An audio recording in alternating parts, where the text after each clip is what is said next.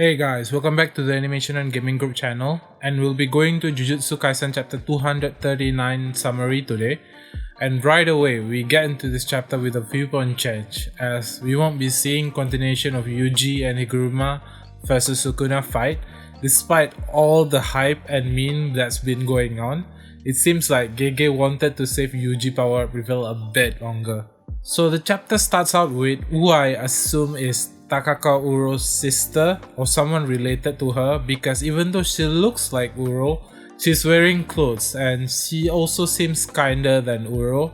And we see that she's running away and it seems like she's angry at Kenjaku. She says that isn't it too cruel to give them life once again by turning them to a cursed object, but now that Kenjaku has no use of them, he's just gonna take their lives again. She then gets trapped by a cursed technique by Kenjaku that looks like a jellyfish sealing her head, and she is Kenjaku saying, if it's too tasteless, I'll add more flavor. If it's too strong, I'll add more of the original. You people are like seasoning and water to me. I don't have any particular feeling towards you.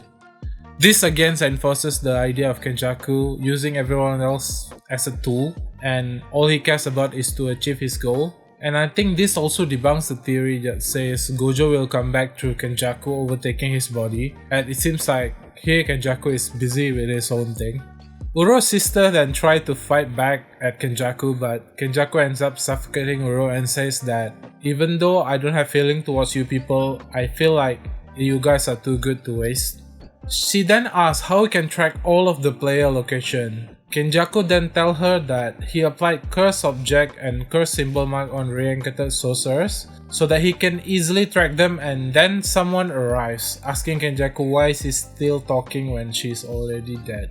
And turns out in the next panel, the character that spoke turns out to be Hazunoki. He was Regi's right hand man, in case you forgot who he was. Out of nowhere, Kenjaku asks if Hazunoki would like to be his friend, which he quickly then remarks that it was a joke.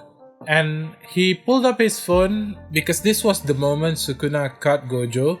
Hazunoki is also watching and comment that in due time Sukuna target will also be you, right? As he reverts to Kenjaku. And Kenjaku here says that he should give up trying to persuade him to fight against Sukuna. And then Kenjaku explained the technicalities of his barrier techniques, and basically he's saying that he can track everyone through detecting their curse energy and also know the total amount of curse energy in the area. So if anyone leaves, he will know, and people like Yuta Okatsu, who has massive reserve of curse energy, is especially noticeable. He also noted that he can't see Maki curse energy because of course Maki doesn't have a curse energy. And Hazunoki says that it seems like he's scared of them after all. And then Kenjaku decided to attack Hazunoki as he came to the conclusion that Hazunoki is trying to buy time for backup.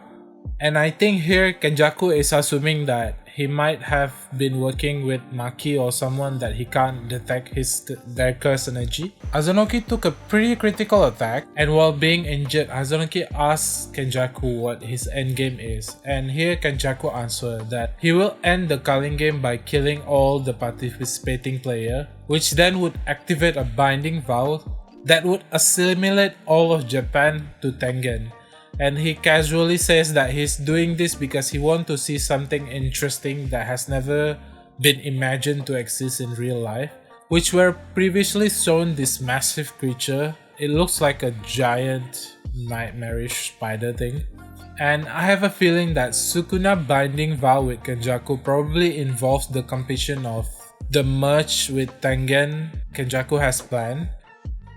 And I think if Kenjaku plan succeeded, Sukuna would be interested to fight the creature that came from the merging, because of course Sukuna will take any chance to fight someone strong and to prove he's above everyone else. And right after Kenjaku finished Hazunoki, Takaba shows up and Kenjaku assumed that he showed up through Mei's brother ability, as he assumed that the boy has a teleportation ability, and Kenjaku is awfully scared here that why of all people they chose Takaba to face him, and he thinks that they have some kind of plan to defeat him because he doesn't think much of Takaba or even other awakened players except for Higuruma, And when Kenjaku tried to attack him, Takaba surprised Kenjaku, and it seems like Takaba is barely affected by Kenjaku attack. And here Takaba probably used his curse technique to rewrite reality. And I have a theory that here maybe Takaba curse technique can be something like Luffy Gear 5, is where attacks that goes towards Luffy can be manipulated into something that is funny, and if it's interesting enough for Takaba, it will basically manipulate the attack. For example, in One Piece, Luffy Gear 5 ability can redirect attacks like Fire Breath using ground, as if it's pulled like a carpet, similar to what happens in 90s cartoon. And I have a feeling that Takaba curse technique can be something similar to this. Basically, if he thinks it's funny enough, then reality can be whatever he thinks is funny. And unfortunately, that is where the chapter ends, with the last panel showing that Takaba finally enters the stage to fight, and it seems like we'll have to move away from the main battlefield where Sukuna and Yuji are, and we'll be spending a few chapters here with Takaba and Kenjaku as we see what Takaba has in store for us. Even though I'm not sure if it's good enough to beat Kenjaku, but maybe if it's not enough, maybe it will weaken Kenjaku enough to the point that someone like Yuta can finish Kenjaku off, because Yuta specifically said that he will be the one to finish Kenjaku. But we'll have to wait for the next week chapter to see where this continues. I hope you guys enjoyed the video. What do you think would happen in the next chapter? Please subscribe to help support me make more of these videos, and I'll have a summary for the next chapter in a few days, probably tomorrow or the day after. Thank you for watching. See you guys next time.